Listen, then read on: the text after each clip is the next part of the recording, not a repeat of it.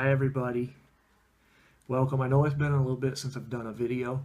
I wanted to show you guys the DNA 40 video. The reason why it's taken so long for me to make one is because I wanted to figure everything out, well, most of everything out on this device before I actually shot a video so that I could be a little bit more informed to let you guys know what's going on with it.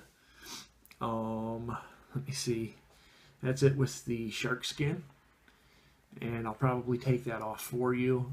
I'm not going to tell you guys exactly, what you do in order to scroll up and down. It's basically like a DNA 30 controls, except for there's like one additional, function on it, which is the temperature control, which I'm sure everybody's aware of using nickel wire. I'm using the sub tank with the RBA deck. I'll do a video on that later on too with the nickel wire. Here's the big question. Okay, it's Vapor Shark, as you know. How much is it? $189, which I'm sure everybody's aware of. Is it worth it? If you have $200 and you're looking for an authentic DNA 40 device, yeah, I think it's worth it. I think it depends on the individual. But if this is what you're looking for already, yes, I would say go ahead and get one. The battery life is really good on it. I ran it for 14 and a half hours before it told me that it needed to be recharged, which is pretty decent. Actually, that's really decent. The menu is actually pretty easy to read. Right now it's a 0.12 ohm coil, nickel build 10 wrap. Temperature is set at 450 degrees. Nickel wire is a pain in the ass to work with. But is it worth it? It is worth it. Some people will say that, there's no difference between this and Cancel as far as vaping. To me, there is. That's just my opinion. Cancel is really good as far as like dual coils, that kind of thing. This is a single coil because it's a tank or sub tank. But the flavor that this produces with the nickel wire is fantastic.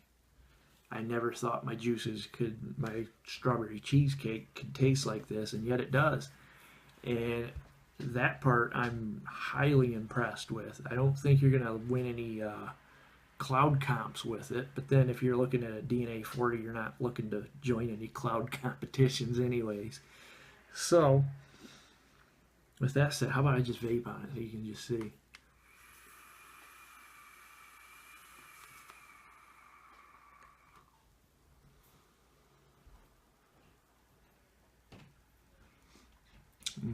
One more.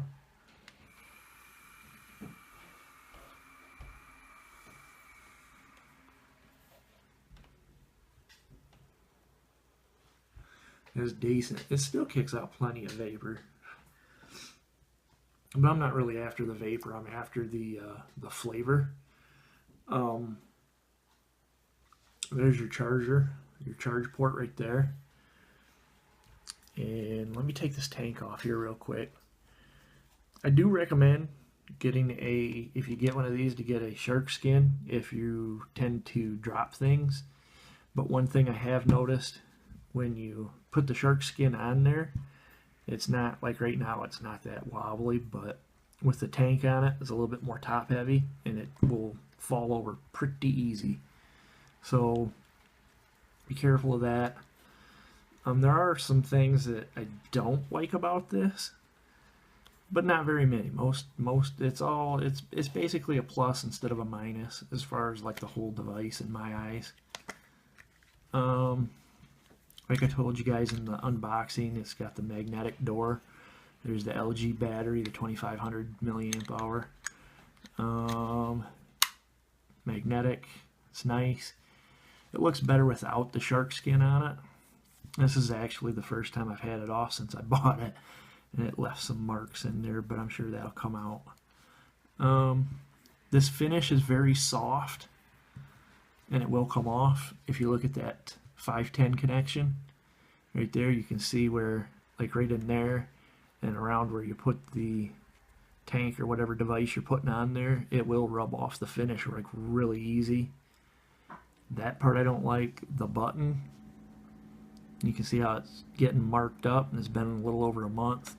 I don't really care. I'm just pointing it out just to show you guys what to expect if you get one. But it's working flawless though. The screen is nice and big. I do like that. And the device is tiny, and it kicks out so much power. I really like it. And it looks good. It looks real good.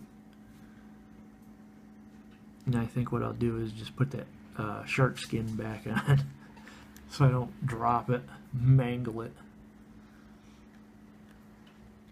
And it's just pretty easy to do. I guess there's like a built-in, because this is like the newer batch with a bigger screen. There is a zip charger that is in the device when you get it for wireless charging, so that you can buy, like, I think it's $25 for the base, and you get that base, you plug it in, and then you put it on the base, that side down where the USB port is, put it like that, and then that button will light up red to tell you that it's charging. But the device itself gets pretty hot, which is no big deal, it's normal, and it'll charge it pretty fast. One thing is with this, one thing I've noticed especially with the nickel build, the ambient temperature of the device itself affects how it reads the coil. Okay, so basically what I mean by that is like this morning, for example, I went outside, had this in my pocket, it got cold, and then on my way to work, so on my way to work it got cold, and then I picked it up and I started to use it, but because I was outside for a minute cleaning my car off and the device itself got cold, it was hitting like too hard, and I looked at it, and it was, when I left the house, it was like a 0.13. And then when I picked it up to use it in my car, because the device was outside and got cold while I was cleaning off my car, I picked it up, it was hitting too hard, and it said 0.16. Now I was like, okay. And that's one thing I've noticed with it, that you do have to, basically you have to keep it at like room temperature in order for it to hit the way that it's supposed to, if that makes sense. That's something I've noticed with the extreme temperatures that we're in right now, because it's winter time. If it gets cold, it won't read your coil correctly, or yeah, it just won't read it right. And then when it warms up to room temperature, that's when you should use it, because then it'll read it the way it's supposed to. And actually, what I think about this, do I like it? Yes, I do. Do I think it's too much money? Yes, I do. And I did pay for it, and that's what, I spent my money on it, and I'm glad I did. I don't regret it. I mean, it is a good device. It works really well. It just has, minor little things about it, and some things I like, some things I don't. Nothing's perfect. It's as perfect as the people that make it. The box itself I really like because it's small. It's pretty small. The tank, I like that. I'll do a review on this too later on, because I really like this. But more on this. Would I if I could do it over again right now, would I do it again? Yeah, I would. I like it. It's my go-to. That's all I use. Is this setup right here. That's all I use. So it's decent. I hope you guys find this a little bit helpful on if you're on the fence on whether or not you should get one. What I said to you is my opinions, and it's the God's honest truth with what I have experienced with it so far. And I'll probably do like little video updates on how it's working, if it's starting to malfunction, or if it's working absolutely perfect. I'll let you know that too.